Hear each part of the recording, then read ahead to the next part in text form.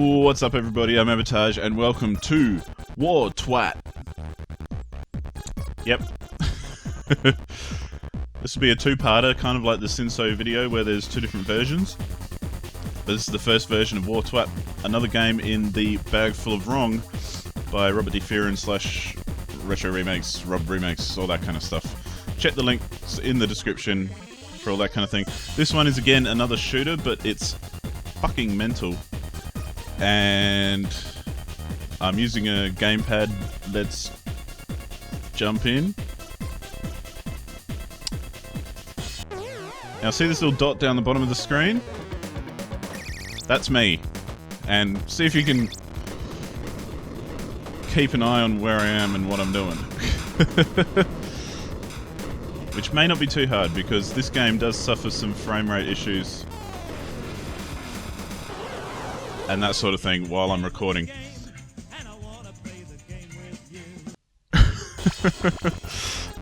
But I had some issues recording this before, so this could be a little bit weird because, essentially, because of the frame rate drops, it didn't actually record them as frame rate drops, and it actually just recorded, say, 2 minutes worth of video when I'd actually spend about 5 minutes playing. So if the audio doesn't sync up with the video, that would be why. So I'm going to try not to do any kind of synced reactions and stuff.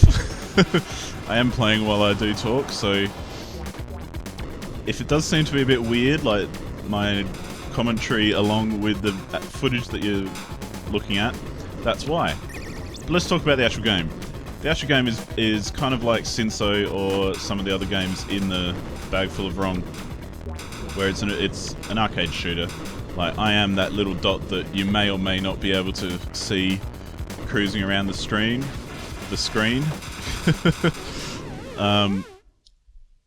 And essentially it is manic and just fills up with stuff, and that's why I say may or may not, because the hardest thing about playing this game is trying to keep an eye on your guy and at the same time not get hit and all that kind of thing. So yeah. Oh.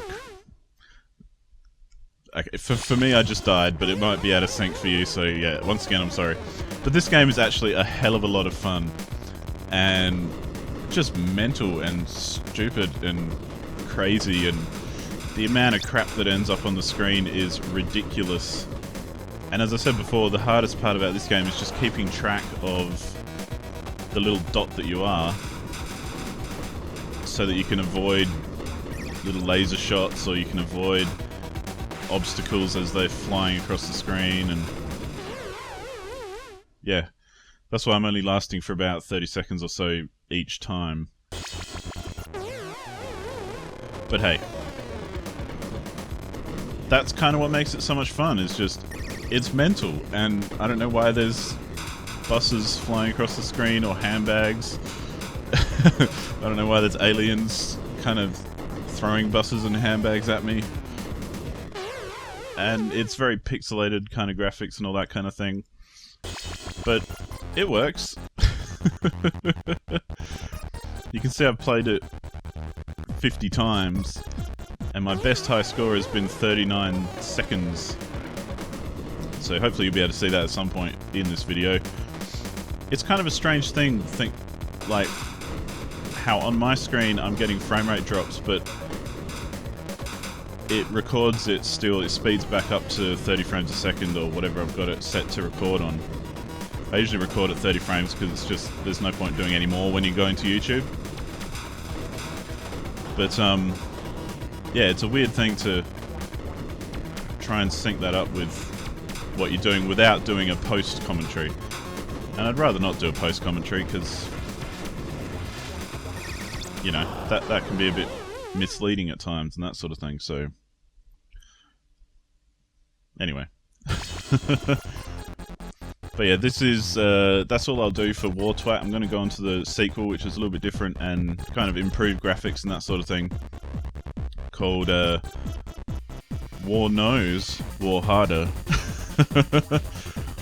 But this is definitely a cool game to check out in the Bagfull of Wrong, because it's so much fun, and it's so freaking hard, and it doesn't make any apologies for itself. And it looks great to play, and it's just manic and fast and just crazy. Like, yeah. It's interesting to think about how it does have frame rate drops, because obviously it's not optimized perfectly, or it's tying the game speed to the frame rates, or I'm not sure about the technical reasons why that would happen. But it does make you think about optimization and that sort of thing and I don't know if it is optimization that is the cause of that. But these are only small games, and these are kind of more, I guess the vibe of these games is they're more just experiments, and they're more just like little games that someone made for the sake of it, and for the fun of it. So I find it hard to be too harsh on that sort of thing, because, you know, you might, yeah, there's a lot of other games like AAA games and stuff which have been optimized properly and have, you know, they're crunching a whole lot more information than this game is. But they still don't have frame rate drops and all that sort of thing. So that's why I think it's interesting to think about, because it's kind of like, well, yeah, maybe the frame rate is tied to or the game speed rather, is tied to the frame rate and that sort of thing. So at the moment for me, there's lots of little slowdown parts, and it's actually a lot slower than it is if I play it without recording it. And that's also a problem with Fraps at times. Like, Fraps can tank any game if it really wants to.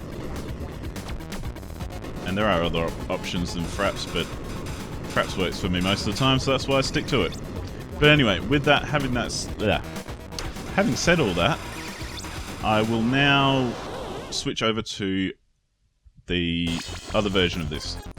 And there might be a cut somewhere in here, or there might have been a cut somewhere in here, because I might have to record some more footage to kind of take up the length of the commentary as well. So if it's a bit weird, all of that is basically saying if it's a bit weird, that's why. So let's switch over. Okay, so this is War Nose. Looks the same here, but you'll see there's some different statistics there on the menu, because it is different. And when we jump in, you'll see that it's different. And look at this. No longer do we have the tiny little dot and the very, very pixelated graphics. Instead, we have some slightly better graphics and a bit of a bigger kind of dude to represent us. And it's perhaps even a little bit more mental than the previous one.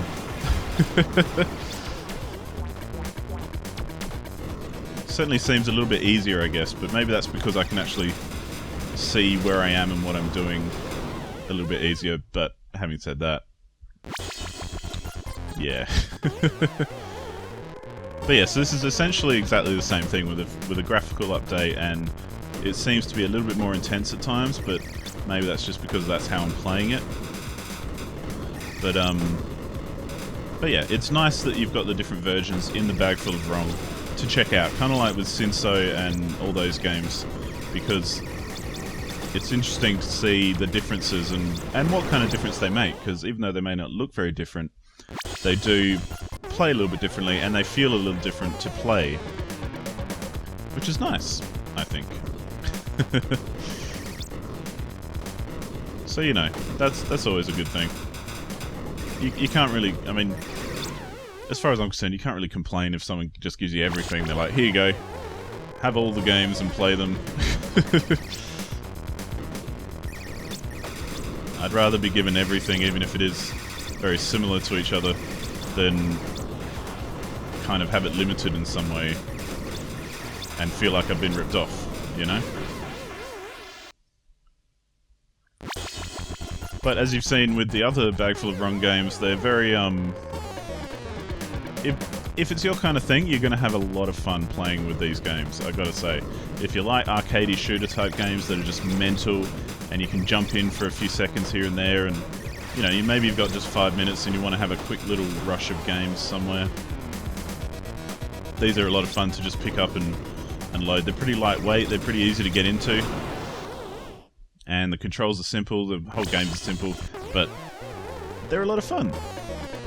They're not going to take up your entire world, of gaming. Like they're not going to be an everyday, all-day kind of game, but they're definitely pick them up every now and then and give it a crack, and you know, see how mental you can get and how close you can get to dying but still staying alive.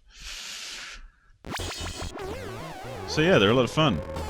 As usual, there'll be links in the description, and I highly recommend you check out the whole Bagfull of Wrong. Check out the website, there's other videos on there and stuff of gameplay and that sort of thing, but if you've been watching these, you know what to expect anyway. They're pretty cheap for the whole lot, so I'd say get into it and make it happen, because it's worth it. But yeah, without sounding like a salesman, because I'm not. I just get excited about games, and I just want to share them and tell everyone to go buy them, because I think good games and good devs should be supported. Especially when you're talking about the cost of, like, you know, you could pick all these up for the cost of like a coffee, a decent coffee, but a coffee. Which is ridiculously nothing. So, as someone who likes games and who likes a wide variety of games, and who likes having a wide variety of games so that no matter what mood I'm in, I've got something to play, I love having access to these sorts of things, which, you know, you don't normally get to see around the place. Like, you know, all the big budget games and all that kind of thing, they're not going to do something like this. And that's the beauty of indies as well. Like, they will actually do this and go, yep, cool, check it out, I made a game. And it's mental and it's fun, and yeah, that's all you need to know. So yeah, I think that'll do me for this one. There's only like 1 or 2 more videos, I think, left in this series of one-shots at the Bagfull of Wrong. So thank you so much for watching, and I'll see you on the next one. Goodbye.